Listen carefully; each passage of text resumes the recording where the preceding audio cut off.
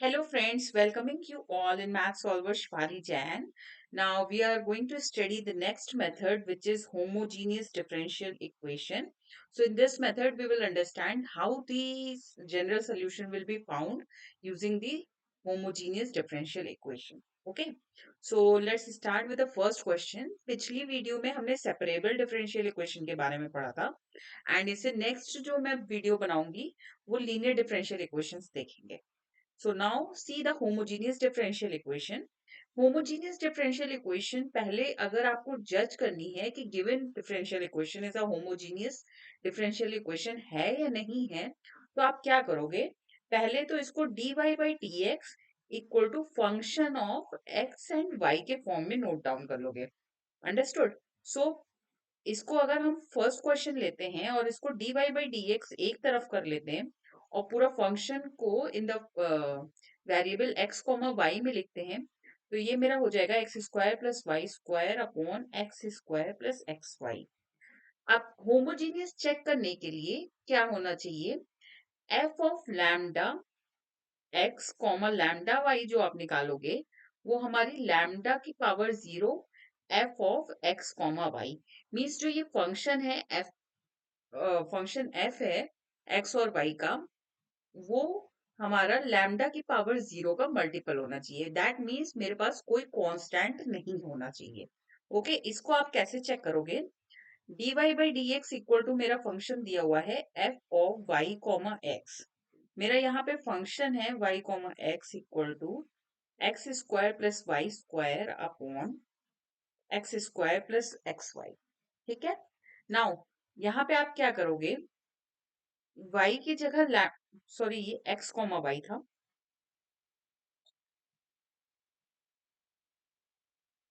ठीक है. उससे अगर आप ऑर्डर चेंज कर दोगे तो फर्क नहीं पड़ेगा, बट मैंने पहले x कॉमा वाई लिखा था इसलिए मैं यहाँ पे x कॉमा वाई लिख रही हूँ. फिर आप लैम्डा एक्स लैम्डा वाई के फॉर्म में फंक्शन की वैल्यू निकालोगे. मींस x की जगह पे आप लैम्डा एक्स रख दोगे तो आएगा lambda square x square. Similarly you will put lambda y in place of y, तो यहाँ पे आपका आ जाएगा lambda square y square upon में हो जाएगा lambda square x square plus lambda square x into y. Okay. Lambda square जब आप कॉमन करोगे न्यूमरेटर से तो आपका बचेगा x square plus y square. इसी तरह से जब डिनोमिनेटर में हम लैम्डा स्क्वायर कॉमन करते हैं तो मेरा बचता है X square plus x Y. So आप देख सकते हो कि आपका हो गया लैम्डा की power 0 f of x comma y. So this function is homogeneous. अगर यही फंक्शन में थोड़ा सा चेंज हो जाता, means x square plus x, sorry x square plus y हो जाता और नीचे होता x square plus y square, तो आप इस फॉर्म में नहीं ला पाते. मीन्स आप अगर मीन्स ओरली चेक करना चाहते हैं तो आप ये चेक कर लो कि जो आपको फंक्शन ऊपर है उसका पावर जो है वो सेम है एज अ डेनोमिनेटर, तो आपका फंक्शन होमोजीनस हो. ठीक है. ये शॉर्ट ट्रिक है जिससे आप जज कर सकते हो कि फंक्शन हमारा होमोजीनस है कि नहीं है. देखिए यहाँ पे पावर 2 थी, यहाँ पे भी मैक्सिमम पावर 2 थी, तो आप जब भी लैम्डा कॉमन करोगे यहाँ फर्स्ट टर्म और सेकेंड टर्म से, तो आपका लैम्डा स्क्वायर कॉमन आएगा. अगर इसी तरह से नीचे आपका होता x square plus x square y suppose, तो आपका नीचे क्या होता? यहाँ पे तो लैम्डा स्क्वायर होता, फिर यहाँ पे लैम्डा क्यूब आ जाता, लेकिन आप कॉमन लैम्डा स्क्वायर करते, but you will remain with lambda inside the bracket. That is why that function will not be homogeneous. So इस तरह से आप पहले होमोजीनियटी चेक करोगे कोई भी फंक्शन की. अगर कोई फंक्शन डिफरेंशियल इक्वेशन आपको होमोजीनियस है, आप उस इक्वेशन में y equal to we X substitute करोगे. Then differentiate this substitution in respect of x both side. ठीक है. जब आप डिफरेंशिएट करोगे तो आपका आएगा dy by D x will be equal to, यहाँ पे आपका मल्टीप्लीकेशन चेन मल्टीप्लीकेशन रूल लग जाएगा.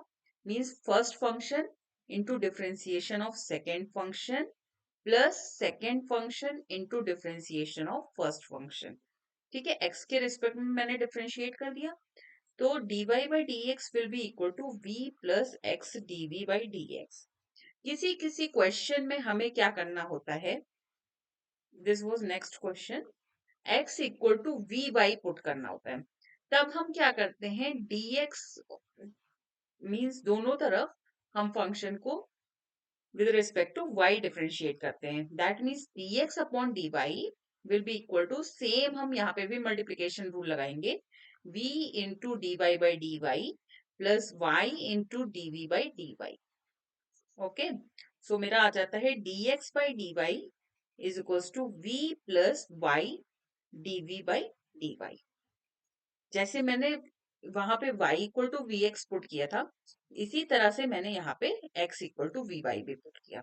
किसी किसी क्वेश्चन में हमें x equal to v y put करना पड़ता है और किसी क्वेश्चन में y equal to we x, लेकिन मोस्टली क्वेश्चन में हम y equal to we x लेके चलते हैं.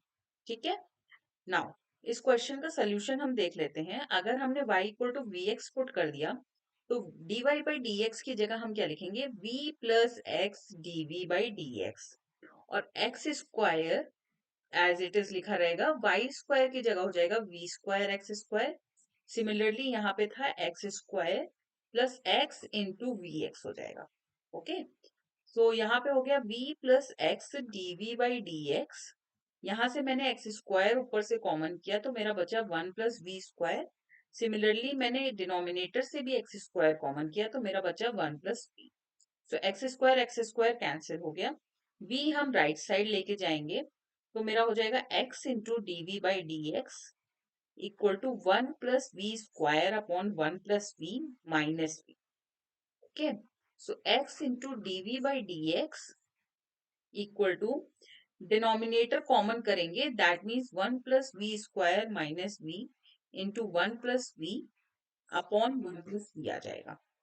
सो x into D we by D x equal to one plus we square minus we square upon one plus v हो गया. So v square cancel. Now x into D we by D x equal to one minus v upon one plus v. अब next step में हम क्या करेंगे, dv के नीचे v वाला फंक्शन ले आएंगे, that means one plus we upon one minus v हो जाएगा और dx सेपरेट कर लेंगे. मीन्स पहले होमोजीनियस फंक्शन में हम होमोजीनिटी चेक करेंगे, then we will substitute y equal to we x और उसको डिफरेंशिएट करके डिफरेंशियल इक्वेशन में पुट करेंगे, then we will apply the separable method. Okay, separable method उसमें डायरेक्टली नहीं लग सकता, that is why we have to apply homogeneity in this question. Now one upon one minus v d हो जाएगा plus v upon one minus v d equal to D x upon X. Now integrate करना है दोनों तरफ तो हम ऐसे कर लेंगे integration. Now dv upon one minus V का डिफरेंशिएट इंटीग्रेशन तो हमारा minus log one minus V आ जाएगा.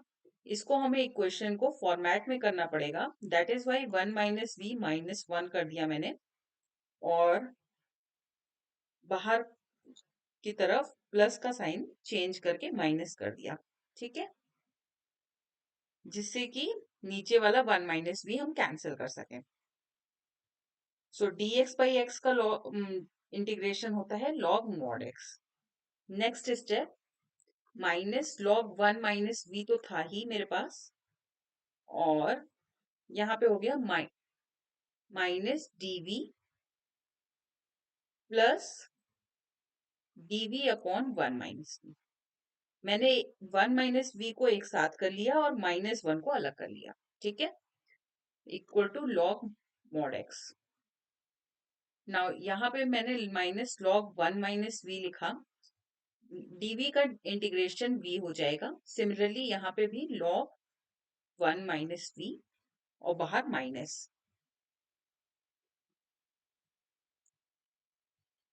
Okay, equal to log mod x plus constant.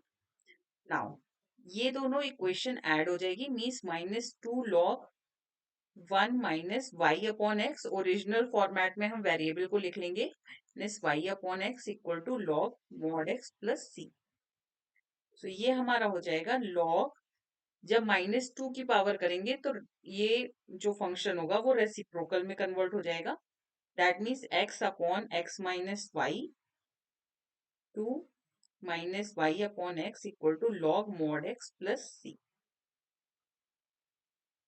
Now log 2 को पावर में ले जाओगे आप तो X square upon X minus Y का whole square minus log X, मैंने सारे लॉग फंक्शन को एक तरफ ले आए हैं, वाई बाई एक्स प्लस सी हो जाएगा। ठीक है, कांस्टेंट आप कुछ भी लिख सकते हो।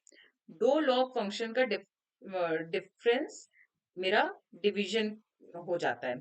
जैसे log m minus log n क्या होता है, I will mention in this part, log m upon n. ठीक है, एक्स माइनस वाई का whole square into x equal to Y by x plus c, means log m minus log n will be log m upon, okay, X X cancel हो जाएगा। Next step में log x upon x square minus Y square which is equal to Y by x plus C. अगर आप anti log लेते हो दोनों तरफ तो आपका आएगा x upon x square minus Y square equal to E power Y by X into constant. ठीक है, सो ये हो गया आपका A X equal to A X square minus Y square into E की पावर वाई बाई एक्स। आप यहाँ पे भी छोड़ दोगे तो ये क्वेश्चन गलत नहीं होगा। This is the general solution of this question. And इसी तरह से आपको पर्टिकुलर सोल्यूशन निकालना होगा अगर, तो y और x की वैल्यू आपको गिवन होगी, उससे आप कांस्टेंट की वैल्यू निकाल लोगे और जनरल इक्वेशन में पुट कर दोगे। इस तरह से आपका जनरल सोल्यूशन से पर्टिकुलर सोल्यूशन भी निकल सकता है। So thank you so much for watching my video. We will do some more questions of this homogeneous part in our next video. Till then, bye bye.